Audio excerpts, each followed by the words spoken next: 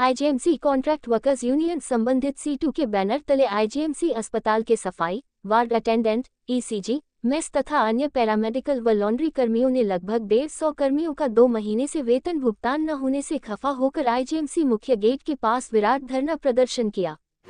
दुर्भाग्य ये है कि हमारे देश में 1936 में एक कानून बना जो कहता है कि 7 तारीख से पहले तनख्वाह मिलनी चाहिए, लेकिन 150 से ज़्यादा मजदूर ऐसे हैं आज काम कर रहे हैं जिनको 2 महीने से तनख्वाह नहीं दी गई है, और लगभग 600 से ज़्यादा जो आउटसोर्स मजदूर हैं उनको भी इस बार जो है लेट तनख्वाह मिली। तो अपने आप में जो श्रम कानून है उस पर प्रश्न चिन्ह लग रहा है। शिमला के बीचों बीच में ना सरकार बैठती है, जहाँ लेबर ऑफिस बैठता है, जहाँ आईजीएमसी का प्रबंधन बैठता है, जहाँ स्वास्थ्य विभाग के आला अधिकारी बैठते हैं। हम ये कहना चाहते हैं कि लगातार मजदूरों का शोषण जो आईजीएमसी के अंदर हो रहा है, न केवल वेतन की अदायगी नहीं हो रही है बल्कि इसके साथ साथ 12 जून को जो समझौता किया था आईजीएमसी प्रबंधन ने, हालांकि वो समझौते की भी बात नहीं है, वो देश का श्रम कानून है कि चेंजिंग रूम की व्यवस्था होनी चाहिए मजदूरों के लिए। आपको मालूम है ज़्यादातर महिलाएं काम करती हैं, पुरुष भी काम करते हैं। जो ड्रेस यहाँ पहनते हैं ड्यूटी को लेकर, उसको कपड़े बदलने के लिए जो आपने जगह नहीं दी है, तो कमरा तक आपने नहीं दिया, चेंजिंग रूम की व्यवस्था नहीं दी। आपने खुद जो है ये कानून में और समझौते में माना कि 2 ड्रेस जो है वो दी जाएगी मजदूर को, जो कभी दी नहीं गई।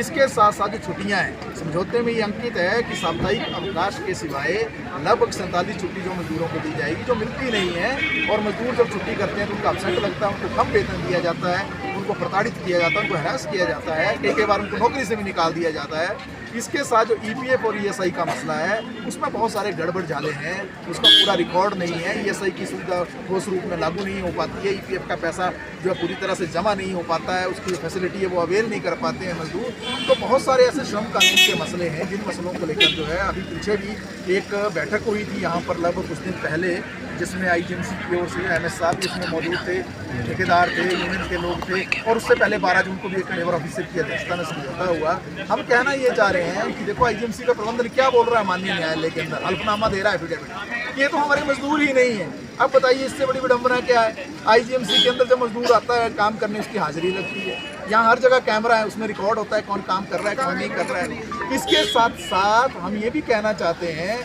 कि बायोमेट्रिक्स की भी यहाँ सुविधा है, और कौन नहीं जानता है कि ओपीडी को कौन चला रहा है, दूसरे महकमों को कौन चला रहा है, सब जानते हैं ना। लेकिन इसके बावजूद अगर आईजीएमसी प्रबंधन ये कहता है कि ये हमारे मजदूर नहीं है, तो हम ये कहना चाहते हैं कि कोई ना कोई गुप्त एजेंडा इनका है जिसका पटाक्षेप होना ज़रूरी है। ये दुर्भाग्यपूर्ण स्थिति है, काम करने के बावजूद आप तनख्वाह ना देंगे और बाद में मुकरी जाएंगे कोर्ट के अंदर। हम माननीय न्यायालय से भी ये अपील करते हैं, ये जो लोग जो झूठे एफिडेविट दे रहे हैं इन पर कड़ी कार्रवाई होनी चाहिए, और इतनी सख्त कार्रवाई होनी चाहिए इनके ऊपर कि अगर इनका झूठ जो है वो प्रूव होगा ही होगा 100%, कि अगर इन पर जो विभागीय कार्रवाई भी बैठे और इन पर जो एक स्ट्रिक्ट एक्शन हो, तो उसके लिए भी हम यूनियन की ओर से अपील करते हैं माननीय न्यायालय से। और यही कहना चाहते हैं कि आने वाले समय में निश्चित तौर से आंदोलन आगे बढ़ेगा। 23 तारीख के बाद एक बड़े आंदोलन की हम तैयारी कर रहे हैं, जिसमें हड़ताल भी शामिल है, जिसमें गेट मीटिंग भी शामिल है, जिसमें